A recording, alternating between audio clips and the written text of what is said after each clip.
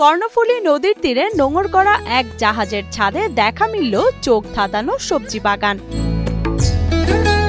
সাধারণত জমি, বাড়ির উঠান কিংবা ছাদে লাউ বা অন্যান্য সবজির বাগান দেখা গেলেও এই বার্জার ছাদে গড়ে উঠেছে এক সম্পূর্ণ আলাদা সবজি বাগান। আমি আগে থেকে তো কৃষি কাজ করেছি, ওইখান থেকে আমার উদ্যোগ জমেছে যে বাড়িতে তো কৃষি কাজ করেছি, এখানে চেষ্টা করে দেখি হয় কিনা, তখন আমি সাকসেস হয়েছি। ডিবি রুসলান তাহের এক নামের এ বার্জার ছাদে সবজির বাগান করে তাক লাগিয়েছেন মোহাম্মদ নিজামুদ্দিন সারেং। শৈশব থেকেই কৃষি ও প্রকৃতির প্রেমে বড় হয়েছেন তিনি। নিজের পেশাগত জীবন নাবিক হিসেবে ব্যস্ত থাকলেও নিজের জাহাজের ছাদে এবার গড়েছেন একটি সবজি ও ফলের বাগান। এটা আমি আগে তো বার্জে চাকরি করার আগে আমি তো দেশে কৃষি কাজ করতাম, তো বার্জে আসার পরে দেখছি যে বেকারত্ব সময় কাটে না, তাই পরে উদ্যোগ করলাম আর দেখি কিছু করা যায় কিনা।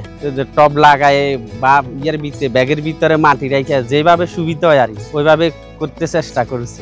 গাছ দেখলে তো মায়া লাগে, এডি ওইখান থেকে আনি লাগাইলে ভালো হয় না জিনিসটা, এটা মহব্বত করতে মন চায়। সবুজ বাগান দেখলে এর গাছ আমাদের অক্সিজেন দেয়, বুঝে না।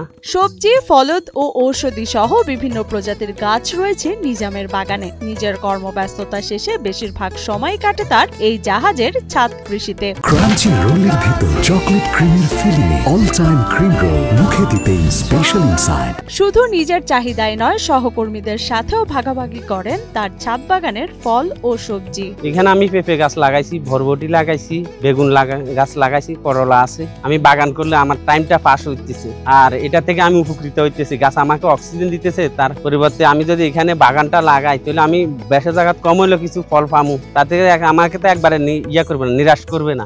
একটা কিনে খাওয়া আর নিজের তৃপ্তিতে নিজের হাতের উপর সাধন করে একটা জিনিস অর্জন করা অনেক তফাৎ আছে না, ডিফারেন্স আছে না, অনেক মজা পাই তখন ওইটা খাই। যে কালকে যে পেঁপেটা খাইছি পাকনা, অনেক ভালো লাগছে, আমি খাইছি, আমার পার্শ্ববর্তী ভাইদেরকেও দিছি, খাই, এরা ঠিক আছে, খুব মজা হয়েছে। এছাড়াও পেশাগত কারণে নিজাম জাহাজ নিয়ে যেখানেই যান সেখান থেকে সংগ্রহ করেন ছাদ বাগানের মাটি কিংবা বিভিন্ন ধরনের গাছের চারা। যখন যেখানে যাই সুযোগ হয়, সুবিধা হয়, তখন ওইখান থেকে লই এইগুলা কালেকশন সংগ্রহ করে রাখতে হয়।